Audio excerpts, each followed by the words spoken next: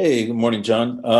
Question about Liam Foodie. I know points don't always tell the entire story, but how reassuring was it to you to see him play in the American Hockey League and be so productive these last few weeks, almost a point a game guy? I know that doesn't always translate to the NHL, but I think you want to see him being the full version of himself. Is that reassuring to you in any way?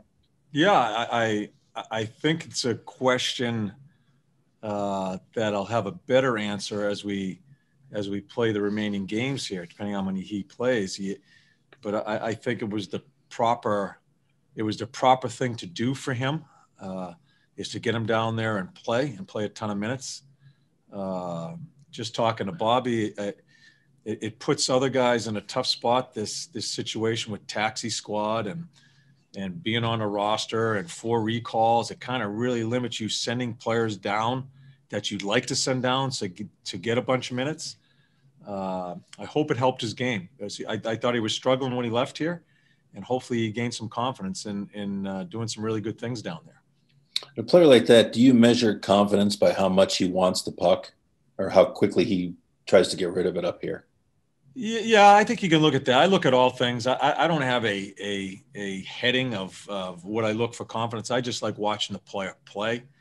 And I think you can get a pretty good idea as you watch the minutes in the game and situations that go on where he is as far as that. But wanting the puck is certainly one of them that you look at.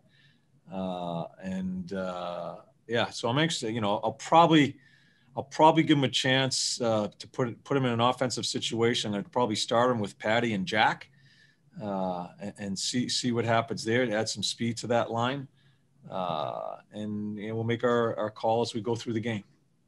Thanks. Okay. Next, we'll go to Dave Metzel. Go ahead, Dave.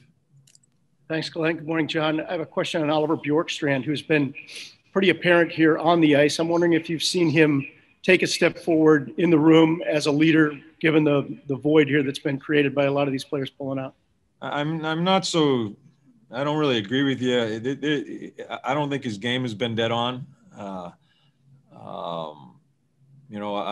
still think he can play better. As far as the leadership, I don't think that is a thing I'm looking for from him right now. Seth Jones has kind of taken that over and gone about the business there. I'm not looking to add responsibility for all to do that. I'd like to see him play better with and without the puck. So, yeah, I guess that's the way I'll answer your question. Thank you. Okay. Next, we'll go to Brian Hedger. Go ahead, Brian. Hey, John. Neither one of your goalies really have stats that I'm sure either one of them wanted this year. Has this been a tough year to evaluate and your goalies just because of some of the defensive breakdowns that you guys have continually had? No, I don't. No, I don't believe that. I think it gives them a better opportunity to show with some breakdowns. I think our goaltending's been really good at times. I think it has, with both Elvis and Corpy, I think it's been a struggle the past little while here. That's what was so disappointing for me for Corpy, because I thought he was playing one of his better games in quite a while before he was injured. Yeah, so there's been in a team that can't score. Listen, we give them no run support. It puts a lot more pressure on them. That's notwithstanding. I know that adds a little bit more pressure to these guys. But I think they have played kind of like our team has played. We've been in and out and average at times. And I don't think they've been bad, but I don't think they've been at the total level that I think they can play at.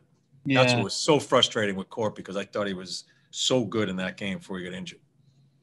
I know Corpy's been around longer than Elvis has in the NHL, but obviously backup role. He for most of it last year, first year starting.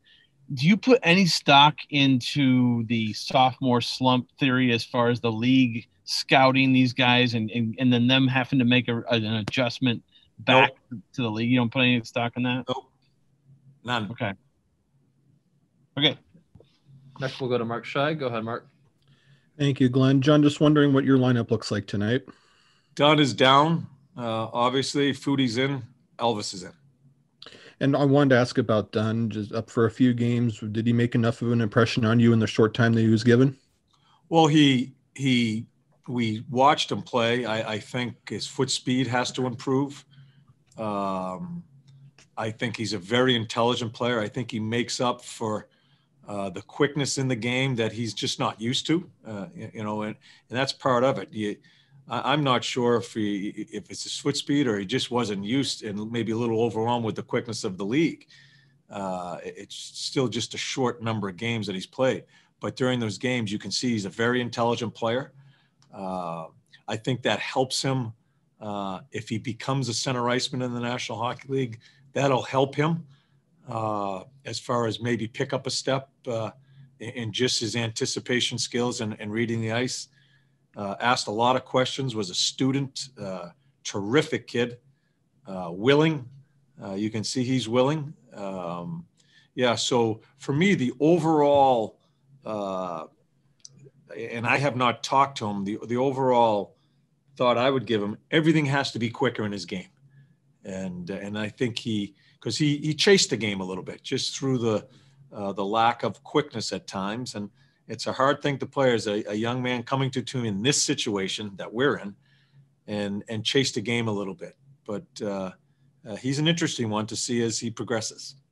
One more from me. Do you expect Emil Bemstrom to play again for your team this season? I was hoping he was going to play. I wanted to put him in the other day. He's just not healthy enough.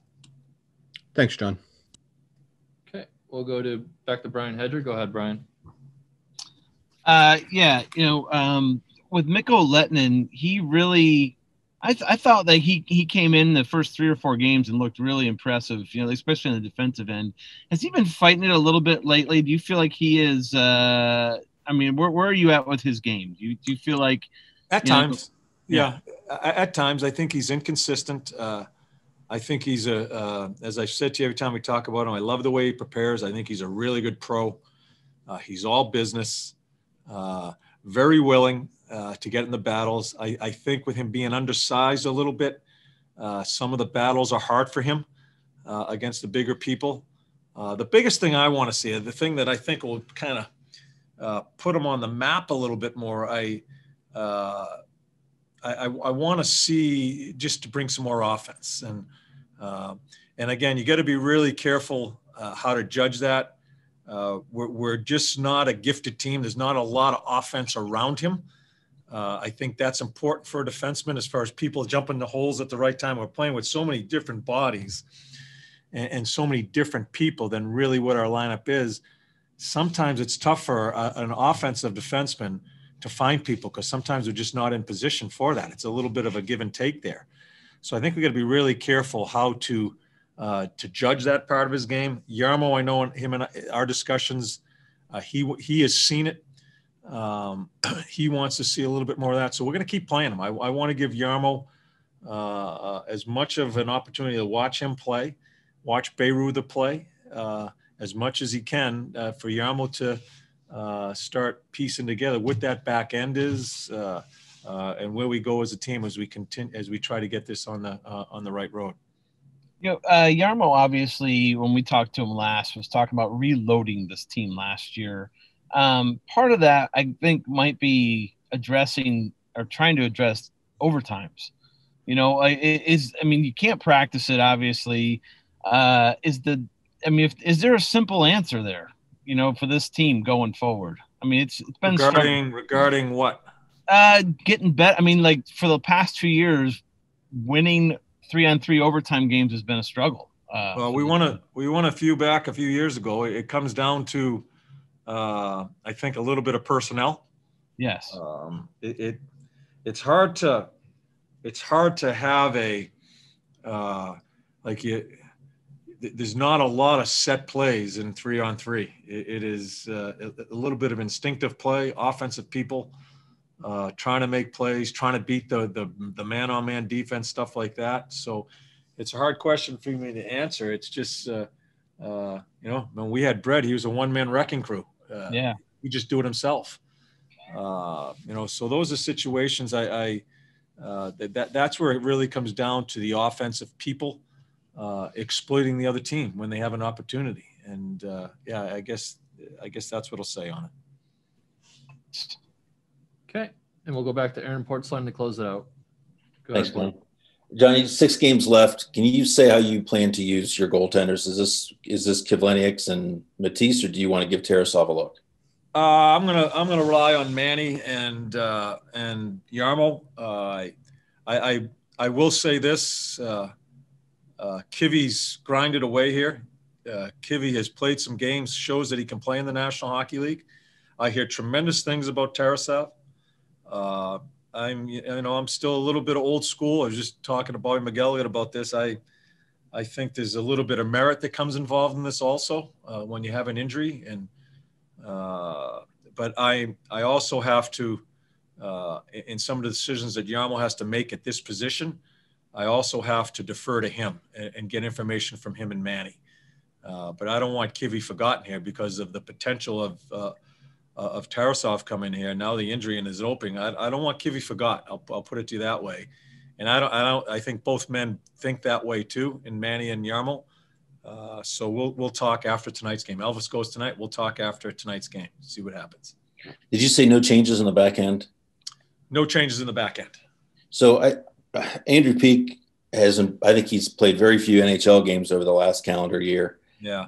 How tough is it to not have him in there getting experience, and why is he not in there? Yeah. You got to be. I get that. It's a tough position not to play games, and he hasn't played many. But I thought he looked a little overwhelmed when he was playing, and those are the things we have to talk about. I've had conversations with Shazi and Yarmo on this. I don't want to hurt the kid either, and where can continually put him out there and have some struggles. I thought there were some struggles in his game.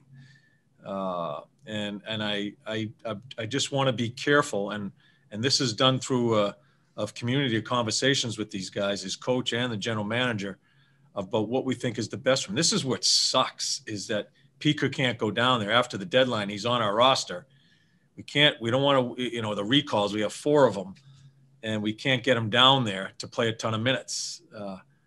So it sucks that way, but I also don't want to hurt his development and continuing to trot him out there and have him struggle. And so I think he will play. I just talked to Andrew this morning, prior to seeing you guys. I want to get him in there. Shazi's going to meet with him today and show him a couple of things, and hopefully we can help him progress. So there's a lot of things that come into that. Not just saying, well, he's supposed to be the potential, he's a 2nd round pick and this, that, the other thing. I don't want to hear it. I want to watch him play, and I don't want to hurt the kid by continuing to put him out there when there's some struggles. And so we'll see how we navigate through this the rest of the year. Thanks.